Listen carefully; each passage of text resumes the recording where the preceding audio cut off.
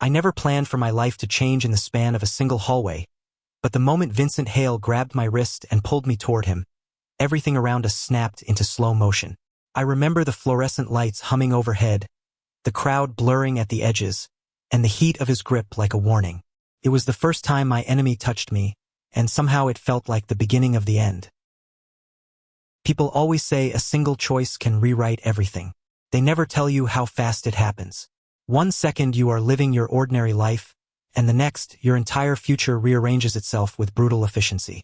All it took was one glance at my best friend Sophia's terrified face that morning, and I knew I had to do something drastic, something stupid, something that involved the one guy I swore I would never talk to unless forced by an apocalypse. Unfortunately, that apocalypse arrived wearing Vincent Hale's flawless smirk. Vincent and I had a long history of mutual dislike. He carried this quiet arrogance that filled every room before he even stepped inside it. The kind of guy who looked like he walked straight out of a magazine. Perfect hair, perfect smile, perfect scores, and the most annoyingly perfect self-confidence that made you want to throw something hard at the nearest wall. He hated me too. Maybe because I never fell for his charm like everyone else did. Maybe because I called him out when he was being a jerk. Or maybe because there was always something beneath our arguments that neither of us wanted to acknowledge. But none of that mattered the day Sophia showed up shaking, her ex threatening to spread rumors that could ruin her entire college application. She begged me not to confront him. She begged me not to cause a scene. And she begged me not to try fixing it alone. But she was my person. My day one, and I would burn down the whole world before I let someone hurt her. Which is how I ended up running into Vincent in the hallway, both of us reaching for the same door handle outside the student council room. I had a plan in mind, but fate clearly preferred chaos. He raised an eyebrow, cool and effortless as always. Lawson Reed, should have known the commotion was coming from you. I didn't have time for him, or for the stupid rivalry we pretended was more important than it really was. I shoved past him. Move. He caught my arm, not aggressively, but firmly enough that I had to look at him. His eyes were sharp, too observant for my comfort. Reed, you look like you're about to murder someone. If you're going after Beckett, I suggest you at least plan not to get suspended. I froze. How did he know? He smirked. Please. You wear your emotions like a flashing neon sign. Besides, Sophia is practically your sister. Anyone messing with her might as well mess with you. It's predictable. I wanted to argue. I wanted to tell him to mind his own business. But when his expression shifted from annoyance to something close to genuine concern, I hesitated. And somehow, in that hesitation, Vincent saw an opening. Tell me what you need, he said quietly. I wasn't sure why he offered. Vincent had never been gentle with me, never soft. So why now? But desperation silences pride. I told him everything in a breathless rush. Beckett threatening Sophia, the rumor he planned to spread, how it could ruin all her work, how she trusted me to keep things under control. Vincent listened, jaw tightening. Then he said the two most ridiculous words I had ever heard. Fake date me. I blinked. What? He crossed his arms like I was the dumb one. Beckett only acts out when he thinks he has leverage. If the entire school believes you and I are together, he won't risk stepping on my toes. He knows my family has pull here. ITLL shut him up faster than any fight you pick with him. I stared at him, stunned. That was his solution: pretend to date the guy I argued with in every English class, pretend to date the guy who was so painfully handsome looking at him felt like a challenge, pretend to date the one person who made my pulse spike for reasons I tried very hard to ignore. You're insane. Probably, but it will work. I shook my head. Why would you even offer that? He hesitated, and for a split second there was something honest and unguarded in his eyes. Because I know what it's like when someone you care about gets hurt. My chest tightened. He didn't specify who he meant. I didn't ask. Maybe I should have. Maybe I should have walked away. Maybe I should have ignored the strange ache in his voice. Instead, I said the words that sealed my fate. Fine, we fake date. until Beckett backs off. The moment I agreed, Vincent stepped closer, invading my space with calculated precision. He tilted his head, studying me like he was memorizing my features. Then let's make it convincing. Before I could ask what that meant, he reached for my hand, intertwined our fingers, and walked me straight into the busiest hallway on campus. That was the moment everything exploded. Gasps, whispers, people pulling out their phones. It took exactly 3 seconds for someone to snap a picture, and exactly 5 minutes for the news to spread across the entire school. Lawson Reed and Vincent Hale are dating. I expected panic. I expected chaos. I expected Vincent to be smug. But I didn't expect what happened next. He squeezed my hand gently, grounding, steady. His voice dropped so low only I could hear it. Relax, I've got you. And I hated how much those 3 words calmed me. We walked through the hallway like a couple, shoulder brushing shoulder. The closeness was electrifying, infuriating, impossible to ignore. Vincent played the role too well. He leaned in when people watched, smirked like he was proud, let his fingers rest against mine like he never wanted to let go. It was supposed to be fake, but every look he gave me felt too real, every touch too deliberate. By lunch, Beckett had disappeared. Sophia texted me in relief. The plan was working. But by the end of the day, I realized I had made a huge mistake. Because Vincent wasn't letting go. Not of my hand. Not of the act. Not of me. When the final bell rang, I tried to pull away. He tightened his grip instead. We're not done, he said softly. Yes, we are. Beckett got the message. We can stop now. Vincent shook his head, eyes locked on mine with alarming intensity. You agreed to fake date me until the problem is gone. And it's not gone yet. Beckett is not the real issue here. My stomach flipped. Then what is? You. The hallway emptied, but my heartbeat thundered so loudly I barely heard the silence. Vincent took a step closer, expression unreadable. You look at me like you want to hate me and kiss me at the same time, he said quietly. And for someone who pretends to despise me, you went along with this pretty fast. I felt my face warm. You dragged me into this. And you let me.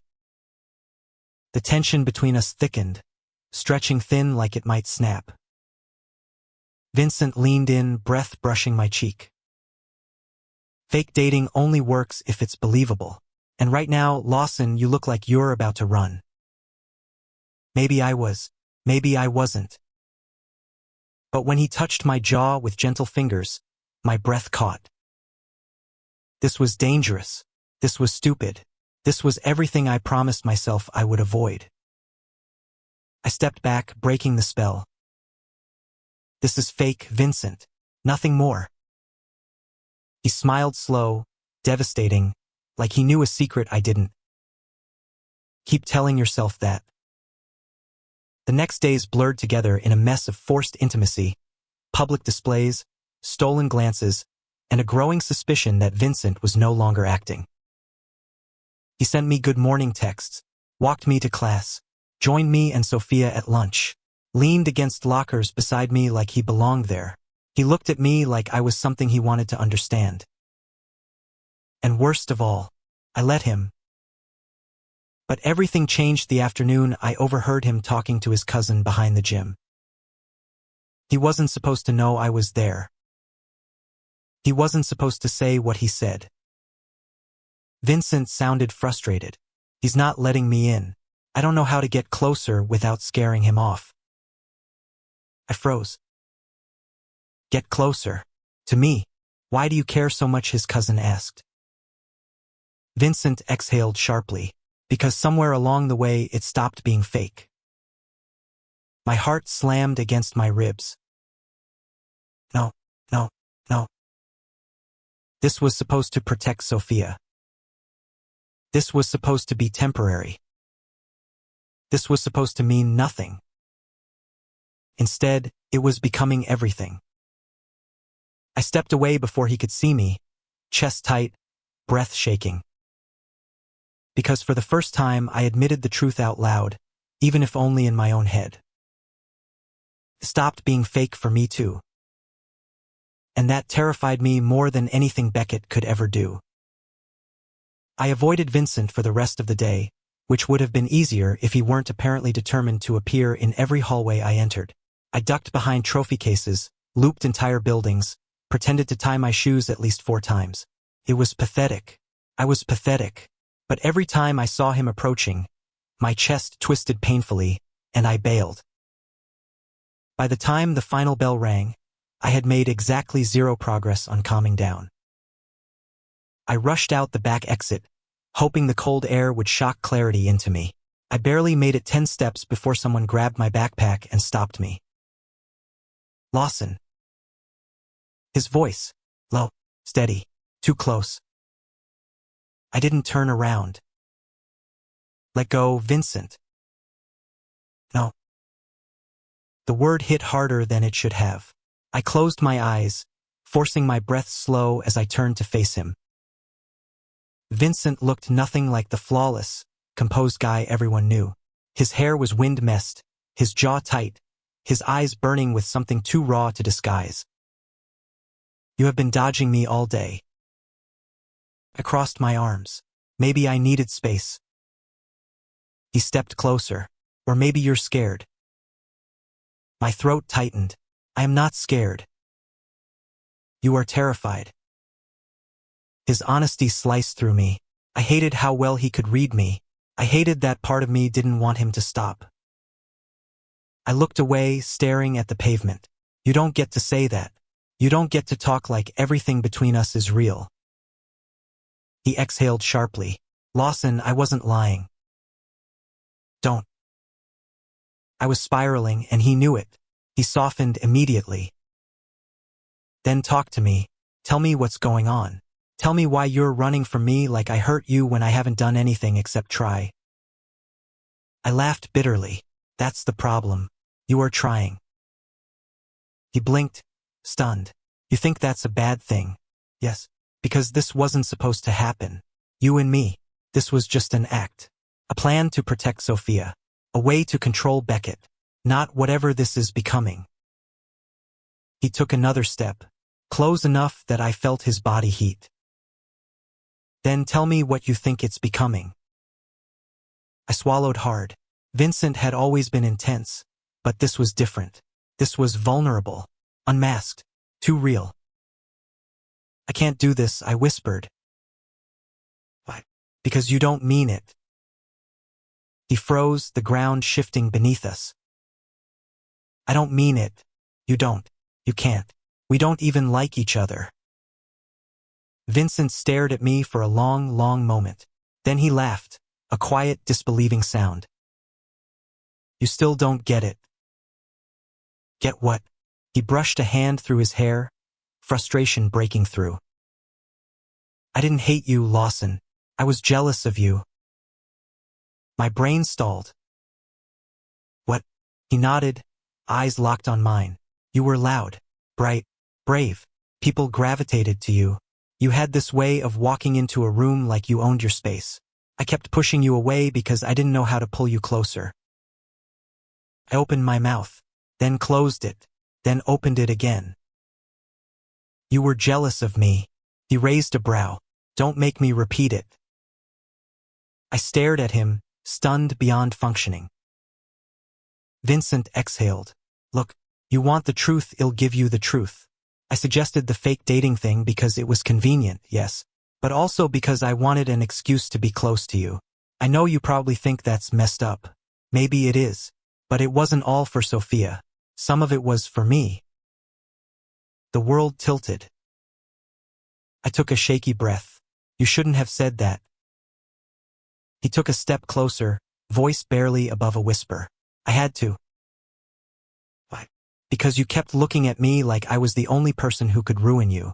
I needed you to know you were ruining me too. My chest felt too tight, too full, too everything.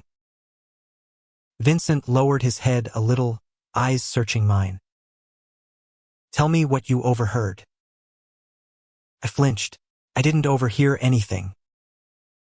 He gave me a flat look. Fine. I overheard you. Yesterday. Behind the gym. He tensed. And you said it stopped being fake. Silence. Heavy. Electric. It did, Lawson. A long time ago. I looked down at my hands. Vincent stepped closer, his voice softer now.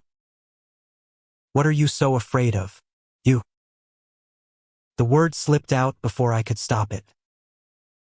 His breath hitched. Me, why? Because you make me feel things I don't want to feel. He stilled. What things? I shook my head. I can't say it.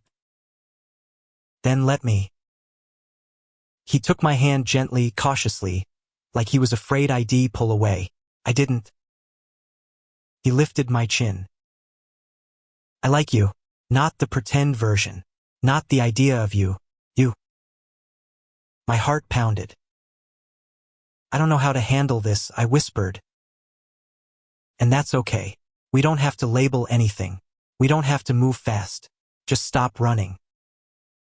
But running felt safer than standing still in front of him. Running meant I didn't have to confront the truth I had been burying for years. The truth that here, right now, with his hands on mine, his eyes soft instead of sharp, his voice trembling just slightly. I wanted him too. But wanting him meant risking everything. I stepped back. I can't. He froze. Lawson. I shook my head hard. We need to end the fake dating. Now. Today. Right now. His face fell, but he kept his voice gentle. If that's what you want, then okay.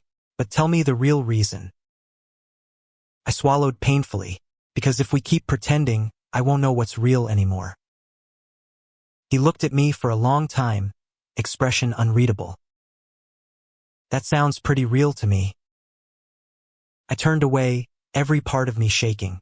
Before he could say anything else, I walked off. And this time, he let me.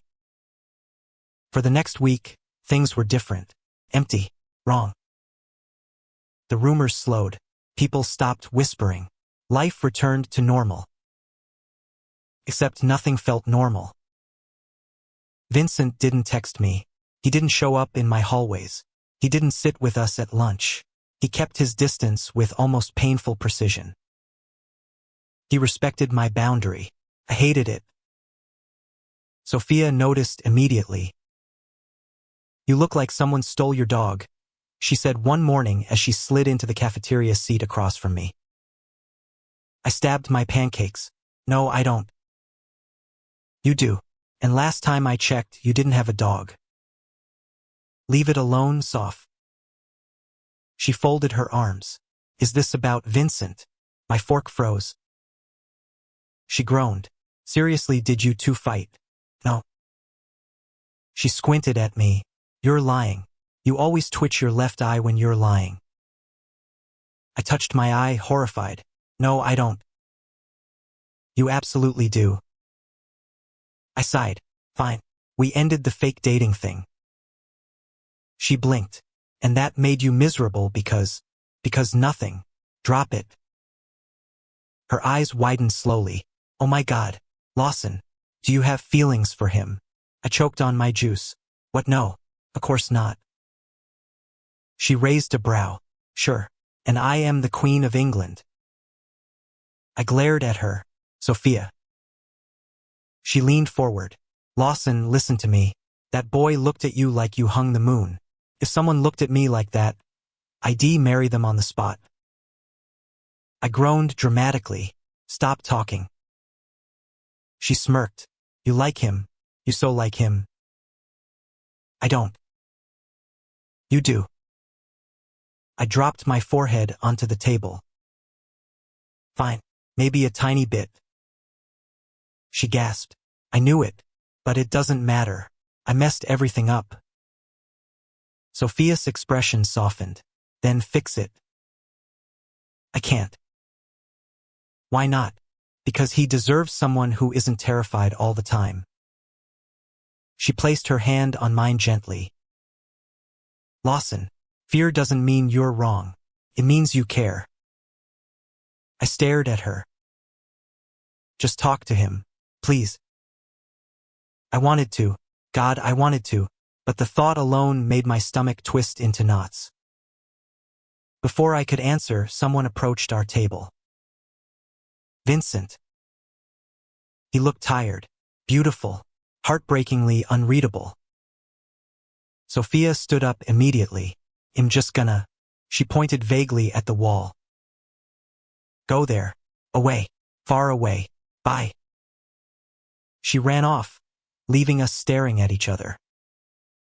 Vincent cleared his throat. We need to talk. My pulse hammered. I know. He sat down, keeping his distance. Respectful. Careful. Too careful. Look, he said quietly. I meant what I said. All of it. But I won't push you. I won't make you uncomfortable. If you want things to go back to normal. I blurted. He blinked. You don't. I shook my head fiercely. I don't want normal. I just don't know how to not be scared. His shoulders relaxed. Then let me meet you halfway. He reached out, slow and cautious, giving me time to pull back. I didn't. Our fingers touched lightly, warm, familiar. Lawson, he whispered, tell me what you want. I exhaled shakily. I want something real. His eyes softened. Then we start small. I nodded. And suddenly the world felt less terrifying. We did start small, painfully small. Smiles across the hallway, short texts, walks to class, light touches that sent sparks up my arms, conversations that lingered long after school ended. Real, slow, ours. But life rarely lets good things grow quietly. One afternoon, Beckett cornered me near the parking lot. He looked furious, desperate, and more unhinged than I had ever seen him. You think you won, Reed? I stepped back. What are you talking about? He kicked a trash can, sending it clattering across the pavement. You humiliated me. Because of you, everyone thinks I'm the villain. Maybe because you acted like one, I muttered. Wrong answer. Before I could react, he lunged. But he never reached me. Someone grabbed his hoodie from behind and slammed him backward. Vincent. His voice was ice. Touch him again and I swear you'll regret it. Beckett shoved him off. What, you gonna fight me for him, Hale? Vincent didn't miss a beat. He'll do whatever it takes to keep him safe. My breath caught. Beckett sneered. You two are disgusting. Vincent stepped closer, expression deadly calm. Say one more word. See what happens. Beckett hesitated. For a moment, real fear passed over his face. Then he spit on the ground and backed away. This isn't over. Vincent didn't move until Beckett disappeared around the corner. Only then did he turn to me. Are you okay? I nodded shakily. Yeah, thanks. He frowned. You're trembling. I'm fine. You're not. Without thinking, he pulled me into his arms. Warm, strong, safe. And for the first time, I didn't fight it. I clung to him, shaking. He held me tighter. I've got you, he whispered into my hair. I'm not going anywhere. Something cracked open inside me. When I finally pulled back, his hands lingered on my arms. Lawson. Yeah. Can I try something?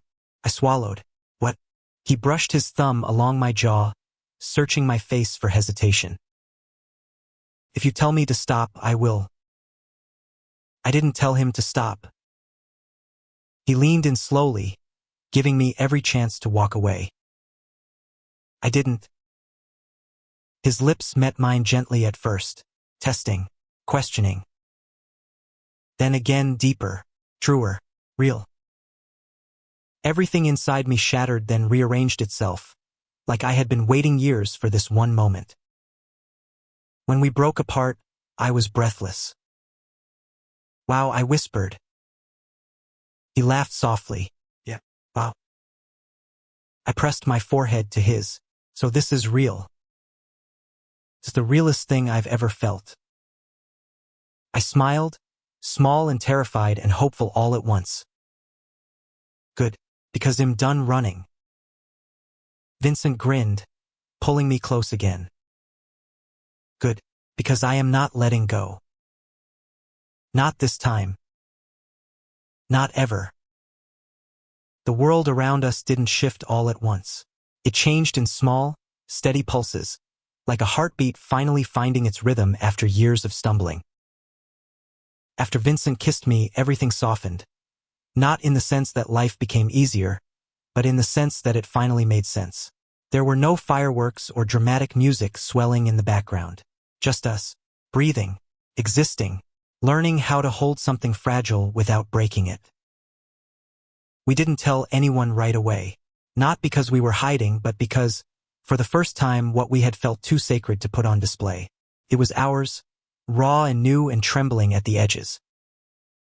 But people noticed.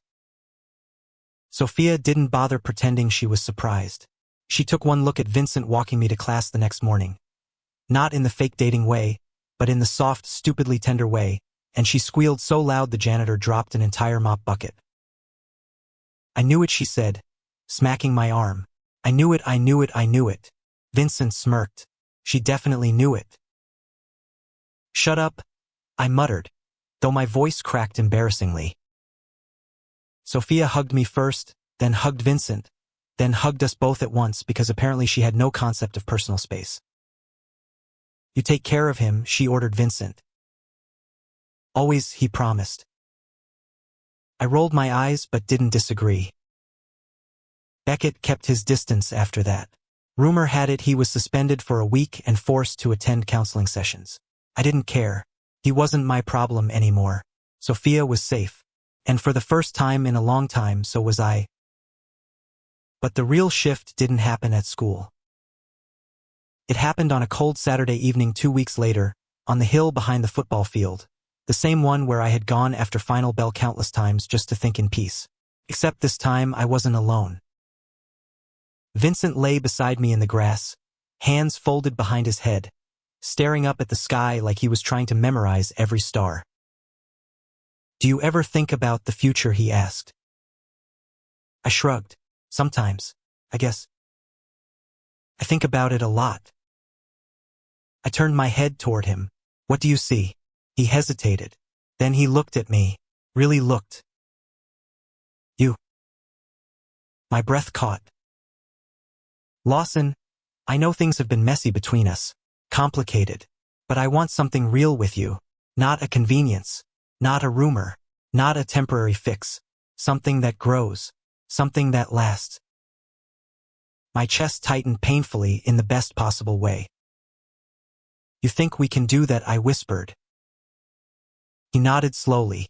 "I don't want perfect. I just want honest. And I want honest with you." I wasn't used to being chosen like that, deliberately, unconditionally, without any hesitation hidden behind jokes or half-truths. I swallowed. "Then you need to know something too." His eyes softened. "Tell me." I sat up, picking at the grass between my fingers. "I spent so long pretending I didn't feel anything when you were around. I told myself you were the last person I would fall for because falling for you felt dangerous. Felt like giving up control. And I've never been good at not having control." Vincent pushed himself up beside me, his knee brushing mine. "You don't have to have control with me." "I know, and that terrifies me." He took my hand gently. "Then we take it one step at a time. Together. No pressure. No deadlines. No pretending. Together." The word settled in my chest like something I had been missing without realizing it. I intertwined my fingers with his. "Okay." He smiled, the kind of smile that wasn't sharp or smug. The kind that only appeared when he let his guard down completely. Good, because I'm not planning on going anywhere. We sat there in the dark, wrapped in the quiet kind of peace that comes after surviving a storm you didn't think you would make it through. And I realized something. Falling for him didn't feel dangerous anymore. Felt inevitable. When spring rolled around, people had stopped whispering. We didn't need to correct anyone or clarify anything. Everyone already knew. Vincent kissed me before my chemistry exam, muttering something about good luck. I pretended to be annoyed. Sophia laughed. The teacher pretended not to see. After school, Vincent and I walked home together, our hands brushing but not always holding. Not because we were afraid to, but because some days it was enough just to know that the other person was there. He would tell me about his art projects. I would tell him about the ridiculous things Sophia said during lunch. He would complain about his cousin. I would complain about my math grade. He would lean his shoulder against mine when he was tired. I would pretend not to notice even though I always did. It was normal, comforting, real. But real also meant vulnerable. One evening, I found Vincent waiting on my porch steps, his expression tight. "Everything okay?" I asked. He hesitated. "My father wants to meet you." Right, Vincent's father. A man known for his influence, his wealth, and his ability to make or break reputations with a single phone call. The kind of man Beckett was scared of. The kind of man I had been scared of too. "Do you want me to meet him?" I asked carefully. Vincent nodded, but slow. "Yeah, I think so. I think it's time." I placed a hand on his cheek. "Then we'll do it. Together." His shoulders relaxed instantly, and he leaned into my touch like he had been waiting for it. The meeting wasn't what I expected. Vincent's father was intimidating, yes. Sharp-suited, sharp-minded, sharp everything. But he wasn't cruel. He asked questions. Hard questions. But he listened to the answers. When we walked out of that house, Vincent squeezed my hand so tight I thought he might break it. "Thank you," he whispered. "For what?" "For not running." I smiled. "I already told you. I'm done running." He kissed me on the driveway under the warm glow of streetlights. I didn't let go. Months passed. Summer crept closer. We talked about colleges, about long distance, about fears and hopes and possibilities. We made mistakes. We argued. We apologized. We grew. But through everything, one thing stayed constant. We chose each other. Every day. In small ways, in quiet moments, in choices no one else saw. And on the last day of school, as people shouted and threw papers in the air, Vincent found me leaning against our usual locker. "Hey," he murmured. "Hey." He stepped close. Too close. Perfectly close. "Are we doing it?" he asked softly. "Doing what? This? For real. For the long run." I didn't need to think. "Yeah, we are." He smiled like the sun had just risen just for him. Good, because I refused to let go. I wrapped my arms around him. "Then don't."